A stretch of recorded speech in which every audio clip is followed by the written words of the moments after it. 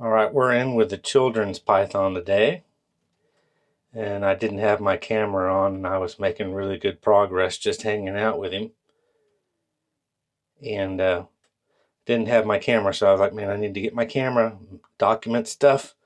But interesting enough, these are known as escape artists, and I guess all small snakes are extra skilled at being escape artists. This snake comes around on the top of this Zoo Med front opening terrarium, which actually is kind of a piece of shit. I'm just going to say it.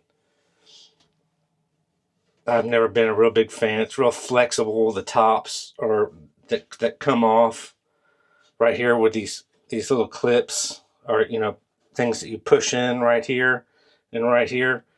Well, my snake Jasmine found the weak spot. Jasmine pried over here with her head and popped this side up. So it wasn't securing very well over here. And I came in this morning or this afternoon and found Jasmine in here sleeping on top of the cage, outside of the cage. And my boas, one's over here and one's up top. And, I guess boas and pythons get along, but I had to come up with these little pieces of wood that I can wedge into the little gap there that keeps the little clips pushed over, that keeps pressure on them so that the little children's python can't come in with its nose and find the weakness and get out. That's what this little small snake wants to do. All the snakes don't want to be in terrariums. They want to get out and they want to be free. And it'd be great to just let him roam this room. But another thing, this is like a secure snake room. If a bigger breeder or a bigger professional herpetologist has snakes and reptiles, they have a room or venomous snakes, venomous reptiles has a room that is snake proof. They get out of their cage, they can't get out of the room. So this closet that I've been showing the past 4 years is my secure snake room. So if this cage was outside in the living room and that little sucker had gotten out, he would have been gone. This snake gets out in the house, you will not find this snake. My children's python right there. And he's looking up at me. So that's really, really scary. But he can't get out in this room that I have. So he's very limited where he could go. But I'm back to making progress. I'm having a lot of fun with this little python here because he seems so smart. Now, if I reached my hand right in there at his head, he'd bite my finger. Hands down, 100%. He's in that mode, but I'm just putting my hand right here. And he was, before I got the camera and talking, he was coming up to my hand and smelling my hand. And he looked like he was going to get on my hand and climb up my arm. That would be beautiful. Yesterday, I had him out about 2 hours. A couple of different times, about 2 hours, just had him around my neck. He crawled all around my neck. I had him on my arms. He crawled all around my arms, and not necessarily wants to get off and run away. He wants to stay on you, but explore. So I'm really, really pleased with this children's python. But he'll come over, and I could get bit.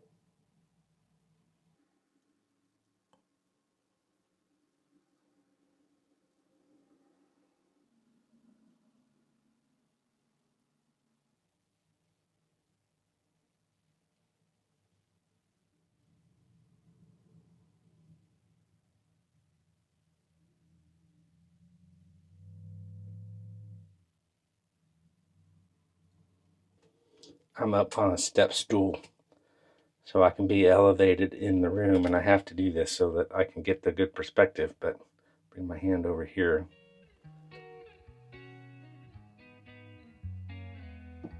Mm-hmm.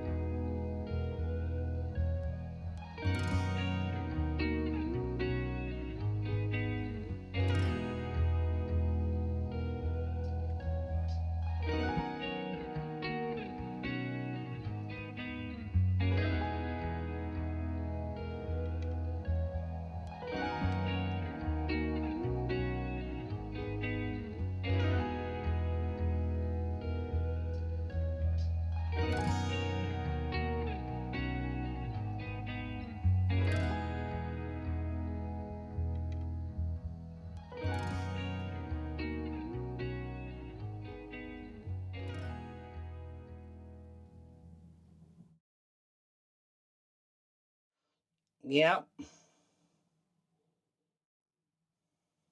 Ouch. I pressed my luck.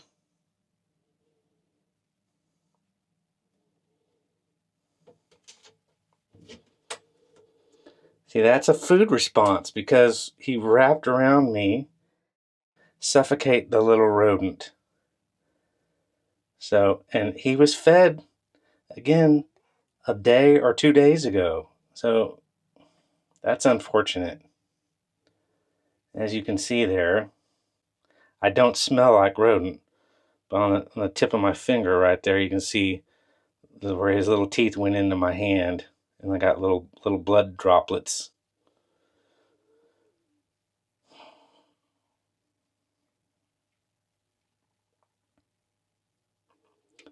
That is not supposed to happen. But now, and I take him outside of this snake room, snake closet, he'll be fine. He won't do that again. He'll just hang out with me and like being out. But I don't know. I can't add up why he went after my finger or my hand for food that time. The best of my ability, I don't think that's a defensive move. That was just that he thought it was a food opportunity. And I didn't feed him inside his cage last time. I took him out and fed him outside on a table. And I'm going to start doing that.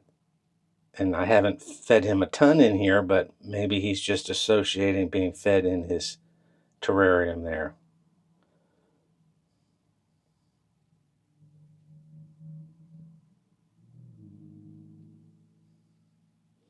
Hopefully he's not like a shark and he smells blood in the water.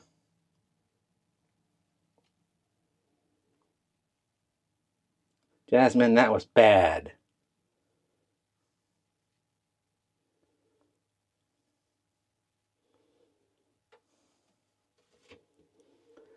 Luckily, it's not painful. It just feels like a little pinprick. See, he goes into his hide. That's more of a defensive maneuver. That offers him security. But see, now he's fine with being touched.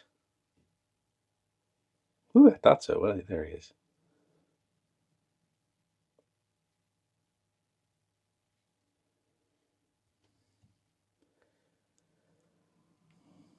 I am not food, senorita.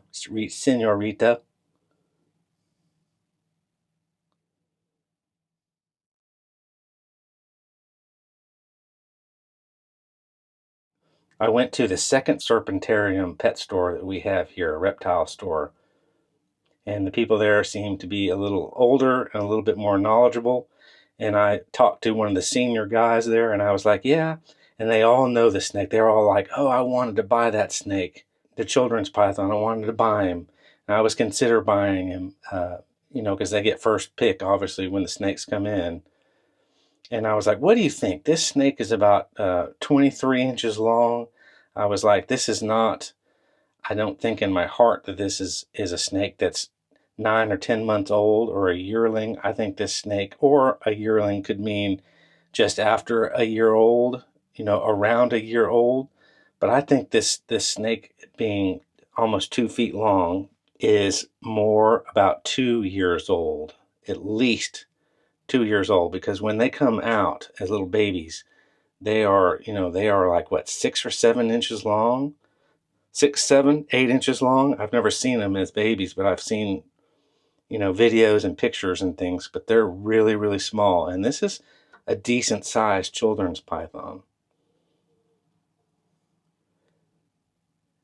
So I think this snake is older, and we both just had a discussion. They were like, man, it just seems like that snake wasn't socialized or picked up very much. It was just fed and just kept in a cage and fed and not handled very often, if ever. So it's just used to having food plopped in its cage and eating and just existing and not having any social interaction. But the thing is, these children's pythons can be very social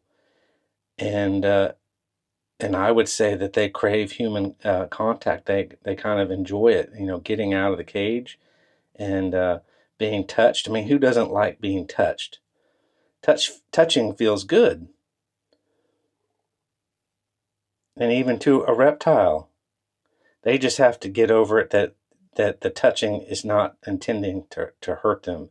If I'm going to touch them, then I'm trying to eat him. That's on the reptiles' minds. Is that anything that's touching them in movement, then their life is in danger. And so we're trying to convince them that their life is not in danger and they're protected, at least in our custody. I'm a little bit gun shy.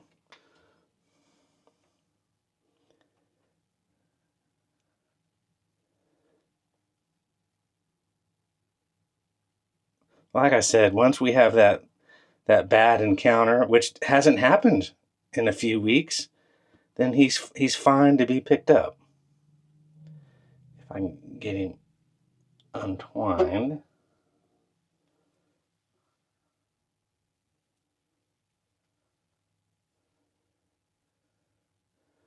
But this is I mean, I really love this snake.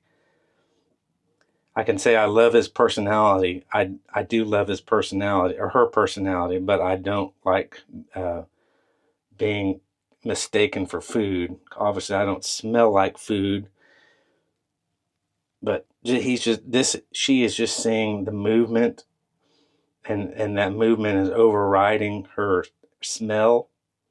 Obviously, the movement with the smell and the heat signature should be why the snake strikes out to get food. But it's a learning process for the snake. I've already learned. I've been bit probably 12 times by this snake. So I've learned about this snake, but the snake hasn't completely learned me yet.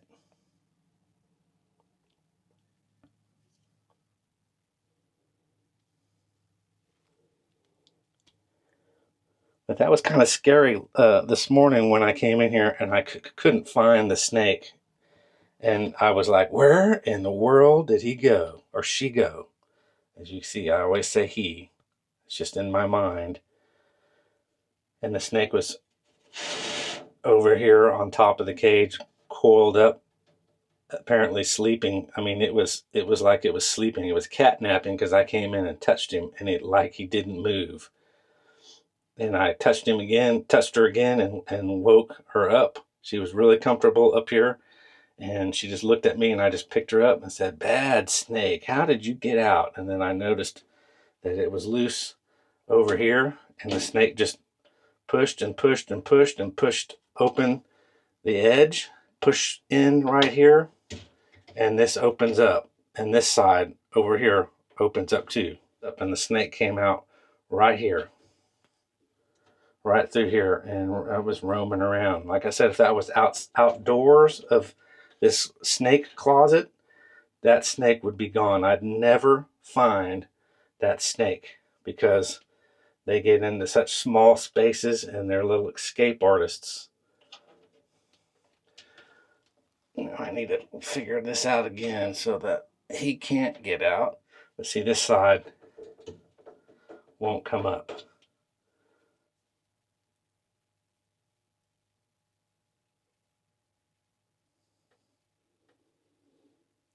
Just getting this snake used to human touch. That's the goal. And that I'm not going to hurt him or hurt her.